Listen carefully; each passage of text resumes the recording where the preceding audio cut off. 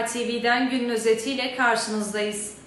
Melikgazi ilçesindeki ahşap fabrikasında çıkan yangın itfaiye ekiplerince kısa sürede kontrol altına alınarak söndürüldü.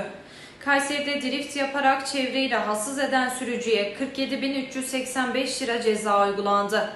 Arazi anlaşmazlığı nedeniyle 3 kişinin öldürülmesine ilişkin davada firari cinayet sanığına yardım ettikleri iddiasıyla 4 kişiden 3'ü cezalandırıldı. Kayseri Büyükşehir Belediyesi Kartal Katlı Kavşağı projesi çalışmaları sırasında kullanılmak üzere Talas Bulvarı ile 15 Temmuz Bulvarı'nı birbirine bağlayacak meteoroloji katlı kavşağının yapım çalışmalarına başladı. Kayseri Spor Kulübü yeni sezon için Kadir Has Stadyumunda loca yenileme işlemlerinin 23 Haziran'a kadar süreceğini duyurdu.